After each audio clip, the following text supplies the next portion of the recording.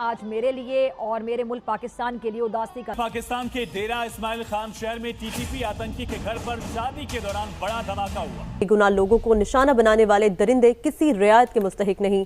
जिस किस्म की सिचुएशन है, you are totally dependent on American aid for weapons. खुशियों, संगीत और नाच गाने से भरे माहौल में अचानक हुए इस विस्फोट ने पूरे इलाके को दहला दिया और कुछ ही पलों में जश्न मातम में बदल गया।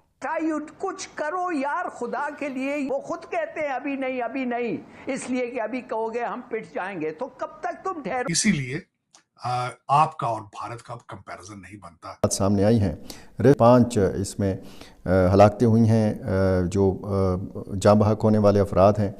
चाहे यूरोप है, चाहे अमेरिका है, चाहे कनाडा है, आज everybody knows in rest of the world कि इंडिया क्या कर रहा है, इंडिया कितना इन्वॉल्व है, चाहे पाकिस्तान के लिए मसाइल इन दोनों के लिए करेंगे। तो पाकिस्तान का जो हिलाली है वो बोर्ड ऑफ पीस में बैठ करके अब ये ख्याली पुलाव बना रहे हैं कि बोर्ड ऑफ पीस में जा करके कश्मीर का मुद्दा उठाएंगे और खूब बवाल मचाएंगे।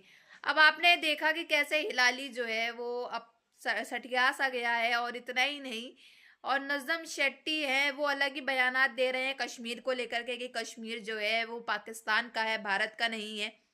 मोदी बोर्ड ऑफ पीस में शामिल नहीं हुआ, हमारा प्रधानमंत्री शामिल हुआ है, डोनाल्ड ट्रंप शामिल हुए हैं, लेकिन मोदी क्यों नहीं हुआ है। तो कश्मीर जो बेसिकली वो है वो भारत का है और भारत का ही रहेगा। ये पाकिस्तानी बहुत अच्छी तरीके से ये जानते हैं कि कश्मीर जो है वो भारत का और भारत लेकर के ही रहेगा, लेकिन ये इसलिए फड़फड़ाते हैं, इनके पंख इसलिए फड़फड़ाते हैं क्योंकि ये जानते हैं कि ये कुछ नहीं कर पाएंगे। तो सिर्फ ये बातें ही कर सकते हैं और ये मुद्दे जो है वो रख सकते हैं, और ये जो है बोर्ड ऑफ पीस में ये सब बातें करने के ख्याल ही देख सकते हैं, और कुछ भी ये नहीं कर सकते हैं। हिलाली तो खास तौर पे मोदी करता जो है वो मोदी करता रह जाएगा, और कश्मीर जो है वो पख्तूनख्वा प्रांत में शुक्रवार रात एक शादी समारोह में उस वक्त भयावह त्रासदी हुई जब वहां हुए आत्मघाती धमाके में कम से कम 5 लोगों की मौत हो गई और 10 के आसपास गंभीर रूप से जख्मी। उन्होंने कहा कि बुज़दिलाना कार्रवाइयां दहशतगर्दी के खिलाफ कौम के अज़्म को कमजोर नहीं कर सकती। वेपन्स आपके जो है ना, जहाज वहाज ये वो, except for the recent Chinese acquisitions, आपकी सारी जो फौज है, एयरफोर्स, नेवी वगैरह, दे डिपेंडेड ऑन वेस्टर्न वेपन्स। तो ये हिपोक्रेसी पाकिस्तानी स्टेट की जो है वो कहते हैं ना कि खुलेआम पूरी दुनिया के सामने जो है वो सामने आ गई। स्थानीय लोगों और प्रत्यक्षदर्शियों के मुताबिक शादी समारोह पूरी रौनक पर था। मेहमान पारंपरिक संगीत पर डांस कर रहे थे और माहौल बेहद खुशनुमा था। इसी दौरान एक व्यक्ति जो पहले से समारोह में मौजूद था भीड़ के बीच पहुंचा और उसने खुद को विस्फोट से उड़ा लिया। धमाका इतना जोरदार था कि जिस कमरे में समारोह चल रहा था उसकी छत भर कर नीचे गिर गई। चारों ओर धूल और धुएं का गुबार फैल गया। लोगों की चीख पुकार सुनाई देने लगी और जो शादी में शरीक होने पहुंचे थे। विस्फोट के बाद हालात और भी गंभीर हो गए क्योंकि छत गिरने से कई लोग मलबे के नीचे दब गए। भारी पत्थरों और टूटे हुए ढांचे के कारण बचाव कार्य में काफी दिक्कत आई।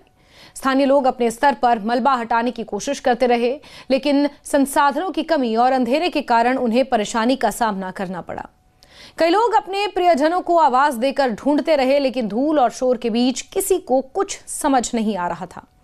घटना के IMF वो तो बिल्कुल वेस्टर्न ऑर्गेनाइजेशन है, अगर और वर्ल्ड बैंक और ये सब जो इदारे हैं, अगर आप डोनाल्ड ट्रंप को नाराज कर देते हैं तो आपको कट ऑफ कर देगा वो। और तीसरी चीज़ ये, अगर आप नाराज कर देते हैं तो आपके ऊपर टैरिफ लगा देगा। आप इस वक्त टोटली डिपेंडेंट हैं ऑन एक्सपोर्ट्स।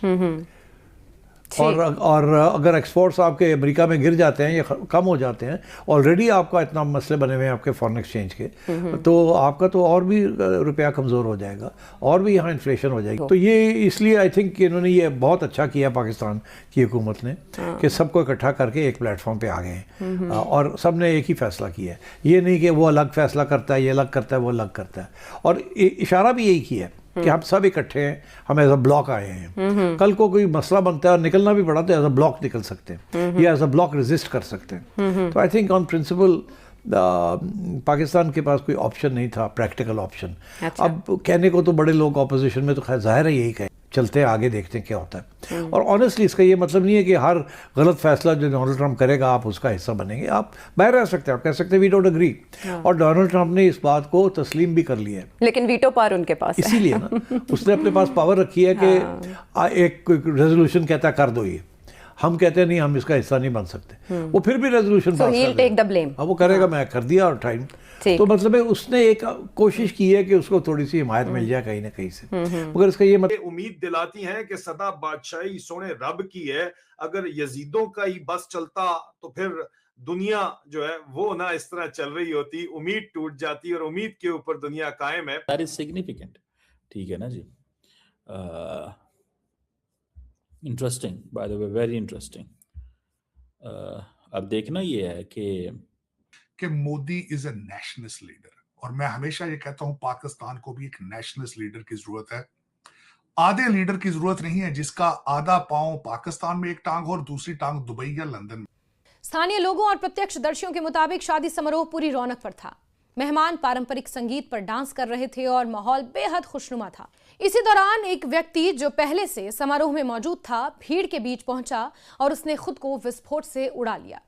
धमाका इतना जोरदार था कि जिस कमरे में समारोह चल रहा था उसकी छत भर-भरा कर नीचे गिर गई। के बारे में डिप्लॉयमेंट मैंने आप कब किधर क्या होने जा रहा है, तो मैं आपको अगर बताता चलूं कि ये जो इंडिया यूएई जो डील है, ये फ्री ट्रेड एग्रीमेंट है, ये 2 डेकेड्स की निगोशिएशंस के बाद पाकिस्तानी और एज एन अमेरिकन।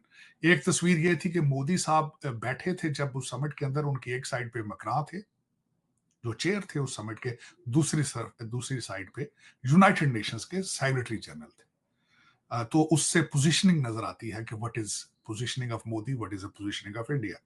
दूसरी तस्वीर जो है वो भी इंपॉर्टेंट है। लंच होस्ट किया, लंच के दौरान he was sitting with JD वांस एंड उषा वहां पे बैठी थी। तीसरा ऑप्टिक्स में बताऊं का अरूज नजर आ रहा है, एक ज्यूइश और दूसरे भारतीय, और उसके पीछे सीक्रेट क्या है? तालीम है, इनोवेशन है, विल है, डेडिकेशन है, ये चीजें हैं, इसके बगैर आगे नहीं हो सकता। लेगेसी का लोगों को शौक है, जो कि जहां से मैं हूं वहां इन चीजों का बिल्कुल फुकदान है।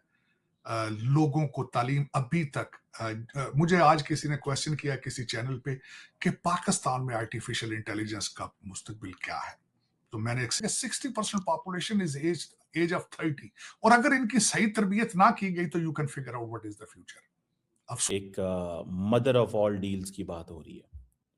आपको पता है कि जो यूरोपियन कमीशन की प्रेसिडेंट हैं उर्सुला वॉन डर लेयन, वो दिल्ली पहुंच गई हैं और उन्होंने जनाब वहाँ पे मुलाकातें भी करेंगी, जारी बात है सब कुछ उनका चल रहा है। नेगोशिएशंस के बाद हो रहा है, 2 डेकेड्स की निगोशिएशंस के बाद, बड़ी देर से लगे हुए थे, लेकिन अब उनको जरूरत पड़ गई है।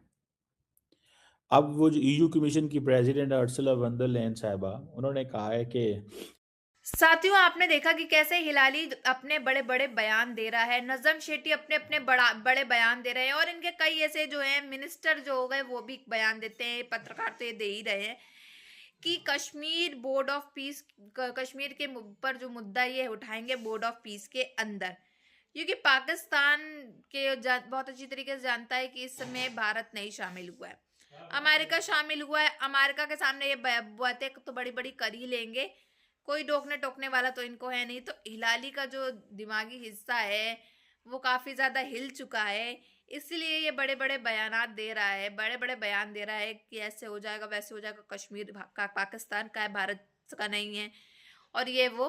तो नजम शेट्टी के भी काफ़ी ज़्यादा जो है इस पे चर्चाएं हुई हैं। आपने आगे क्लिप्स में देखा कि किस तरह से इन दोनों ने मिलके खूब बड़ी बड़ी बातें करी हैं। ऑब्वियसली पाकिस्तान का जब प्रधानमंत्री कर सकता है तो ये तो ठहरे 2-3 लल्लू चप्पू पाकिस्तान के, जो कि पाकिस्तान के बारे में ही बातें किया करते हैं, भारत के खिलाफ ही बोला करते हैं, भारत के खिलाफ बयान देते हैं।